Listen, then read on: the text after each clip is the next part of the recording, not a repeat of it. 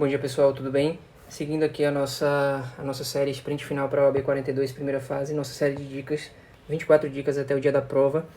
Entraremos agora aqui na nossa quinta dica. O tema de hoje, especificamente, diz respeito ao direito constitucional, mais especificamente está lá no tópico dos direitos políticos, que vocês vão encontrar na Constituição Federal, o tópico de direitos políticos, do artigo 16 do artigo 14 ao 17. É bom dar uma lida, sempre aparece em prova. E, na verdade, esse tópico ele pode aparecer tanto nas questões de constitucional quanto nas questões de eleitoral.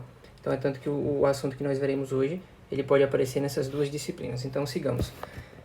A primeira dica, pessoal, para vocês é em relação ao princípio o chamado princípio da anualidade eleitoral, certo? O que se trata desse princípio? Está lá previsto no artigo 16 da Constituição Federal. A Constituição vai nos dizer o seguinte, que uma lei que altera o processo eleitoral, quando for promulgada, publicada, ela entra em vigência de forma imediata. Então, imediatamente ela terá vigência. Só que diz o seguinte, não podendo ser aplicada a eleição que ocorra em até um ano da data de sua publicação. Então, aqui, a lei que venha a alterar o processo eleitoral, certo? Ela vai ter vigência na data da sua publicação. Logo, a gente pode determinar aqui que é uma vigência imediata. A vigência.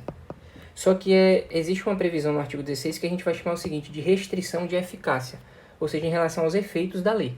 Não confunda para a prova não te dizer que ela entra em vigência após um ano. Não. A vigência é imediata. Agora, eventual efeito produzido, ela pode ser limitada. O que é que a Constituição traz? Que eu não vou aplicar a legislação, certo? Eu não aplico a eleição que ocorrer até um ano a partir da vigência. Então, vamos supor, a gente teve agora eleições no dia 6/10/2024. Suponhamos que tivesse sido publicada uma legislação no dia 8/11/2023, modificando o processo eleitoral, como a própria Constituição traz aqui, fazendo uma modificação no processo eleitoral. Essa legislação, publicada aqui em 8/11/23, ela tem vigência, ou seja, ela está em vigor, vigor, entendeu?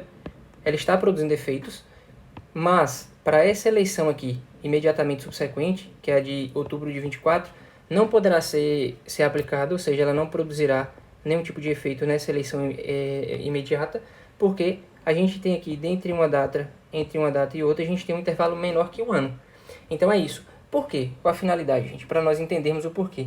É para evitar que ocorra retaliações políticas ou ocorra modificações arbitrárias do processo eleitoral com a tentativa ali de se beneficiar de alguma forma. Então, por exemplo, estamos entrando ali num processo de campanha eleitoral e aí a oposição está vendo que tá difícil toda a questão eleitoral ali, aí tenta burlar de alguma forma, criar alguma sistemática eleitoral, alguma regra eleitoral para dificultar, por exemplo, a eleição, a candidatura de alguma pessoa, entende?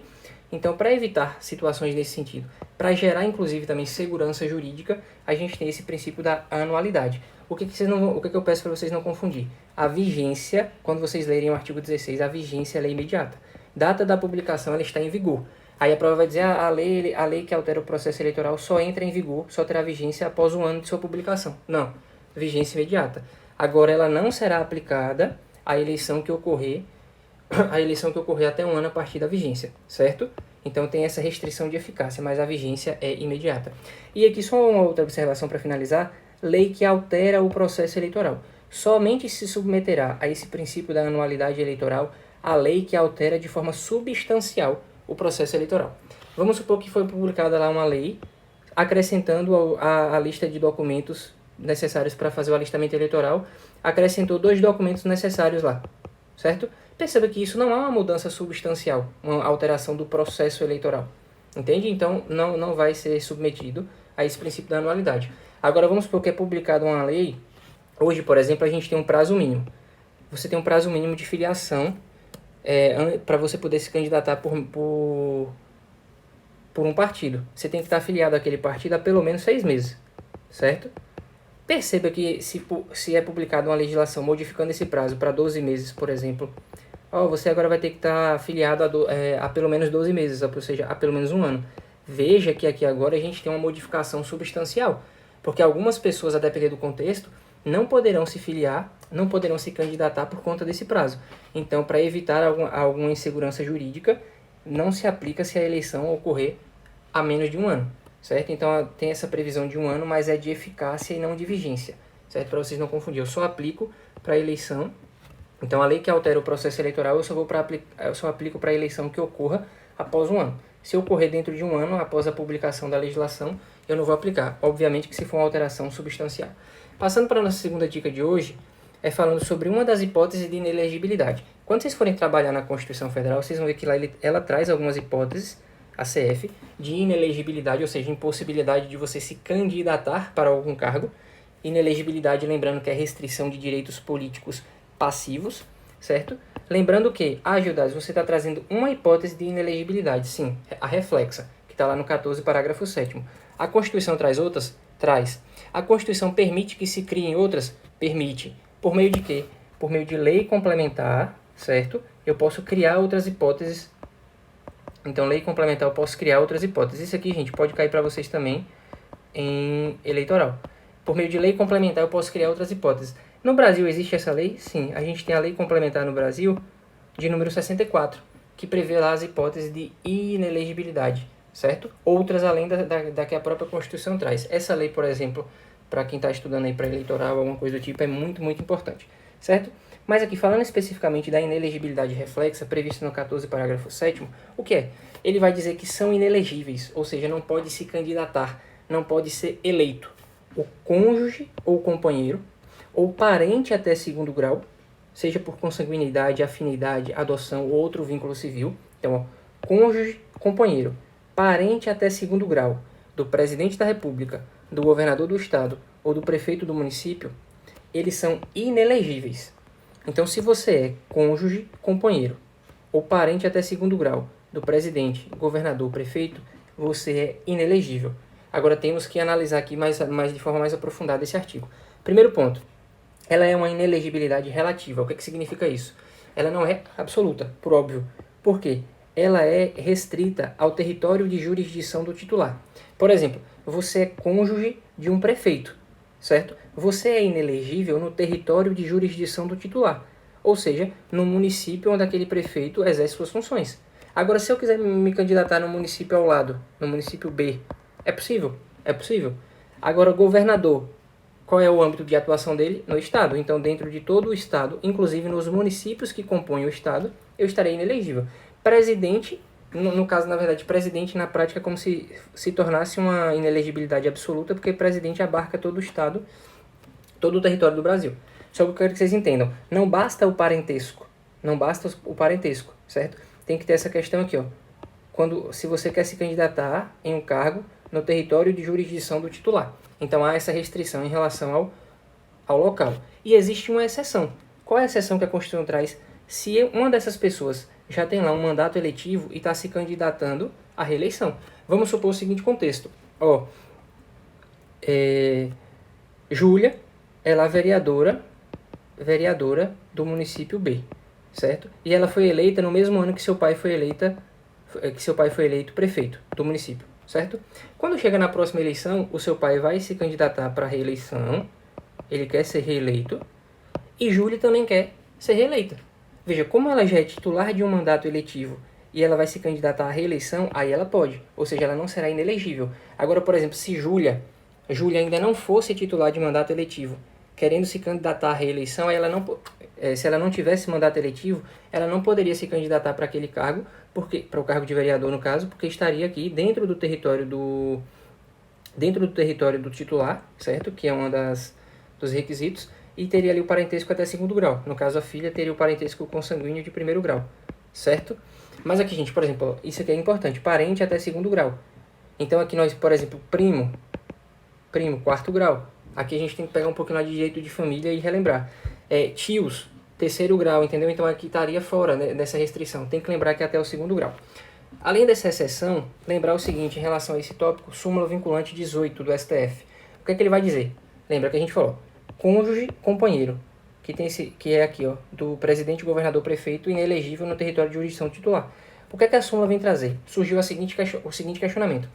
E se, durante o exercício, então aqui, ó, vamos supor que a pessoa entrou em exercício 2020, certo? E ia ficar ali até 2024, certo? Quando fosse ali nas eleições de 24, para assumir em 2025, o cônjuge quer se candidatar. Vamos supor que é um esposo ali da governadora do estado. Aí ele quer se candidatar a deputado estadual, por exemplo. Ele não pode. Tá vendo aqui que ele não pode? Por conta desse parentesco. Mas vamos supor que nesse intervalo aqui de 20 para 24, ou seja, durante o mandato da governadora, em 2022, eles se separaram. Então, assim, você vai dizer, Judas, então o vínculo conjugal, houve a dissolução do vínculo conjugal. Sim, de fato houve. Mas o que a súmula vinculante 18 previu? Que a dissolução do vínculo conjugal durante o curso do mandato, durante o exercício do mandato, não afasta essa inelegibilidade, certo? Por que evitar fraude? Porque poderia muito bem... Assim, gente, a ideia aqui é evitar que um mesmo poder familiar ali, um mesmo núcleo familiar fique muito tempo no poder. Então aqui poderia fazer o seguinte, chegar ali a um ano e meio antes, fazer a dissolução do vínculo conjugal, mas na prática continuar junto só para poder se candidatar, certo? Então lembrar da súmula vinculante 18, que a dissolução do vínculo conjugal não afasta a inelegibilidade, salvo se essa dissolução do vínculo se der por morte. Porque aí não tem questão de fraude, entendeu? Não tem como pensar nessa questão da fraude porque o vínculo se dissolveu por conta da morte. Então a dissolução do vínculo conjugal não afasta essa inelegibilidade reflexa que nós acabamos de ver, a não ser que essa dissolução do vínculo tenha se dado por morte. Certo, gente? Então essas duas dicas, anualidade eleitoral e inelegibilidade reflexa. Vamos fazer duas questõezinhas aqui da UAB, certo? Aplicadas pela FGV, só para que nós possamos fixar o conteúdo. Então aqui, a primeira questão. Faltando 1 ano e meio para a eleição dos cargos políticos federais e estaduais, é promulgada pelo Presidente da República uma lei que estabelece diversas alterações no processo eleitoral. Então é o que a gente acabou de ver lá no artigo 16, certo? Uma lei que modificou o processo eleitoral, faltando 1 ano e meio. Alguns partidos políticos se insurgem alegando ser inconstitucional que essa lei produza efeitos na próxima eleição. Veja, gente, não é. Nós acabamos de ver. Na próxima eleição pode produzir efeitos, porque aqui, faltando 1 ano e meio para a eleição, foi promulgada, ou seja, publicada a legislação. Aí os partidos políticos falaram, não, você não pode aplicar essa lei na próxima eleição.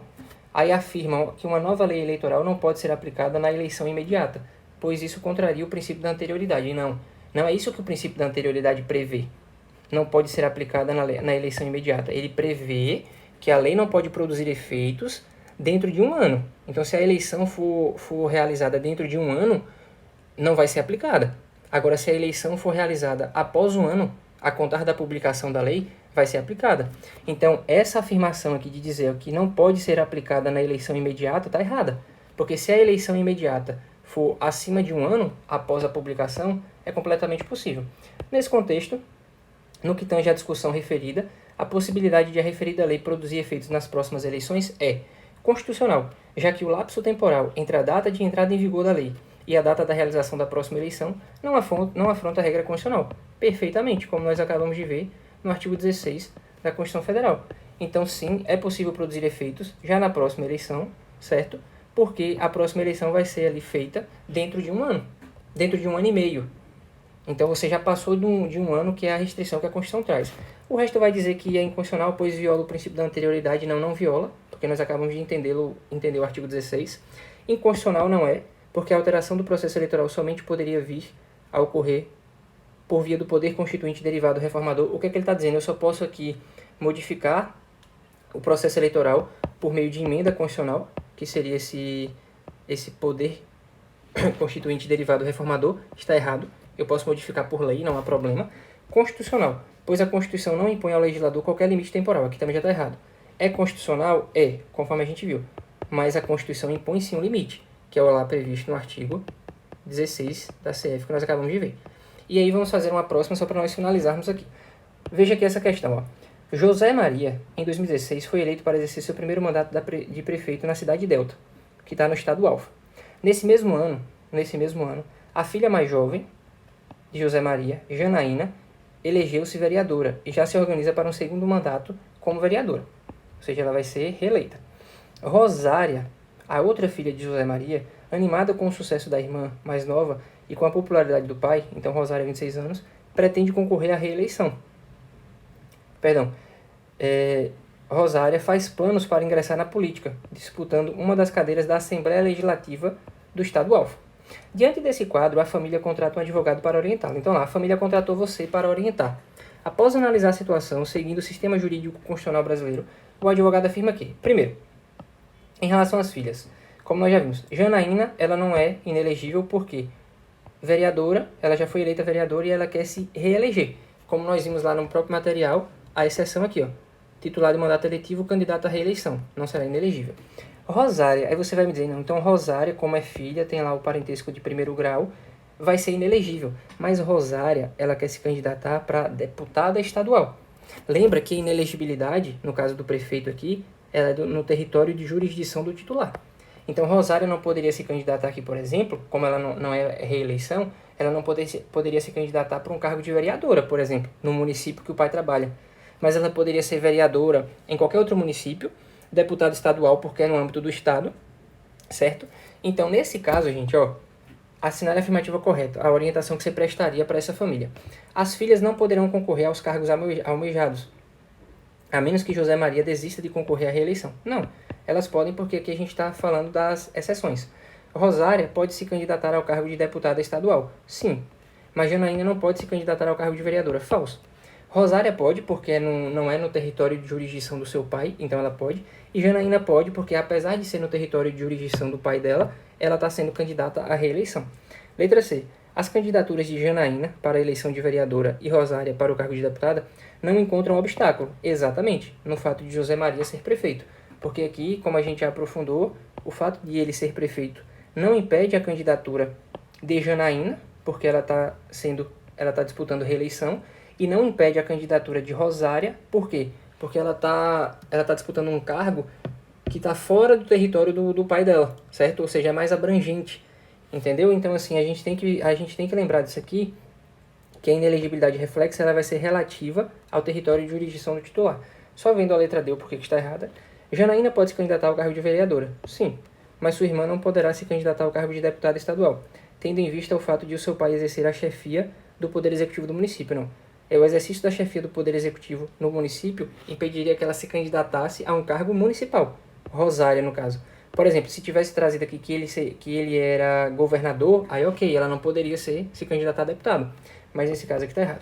Então é isso, gente. É a dica de hoje. Depois dê uma olhadinha com calma. Peço que vocês comentem. Qualquer dúvida que tiver, eu estou à disposição.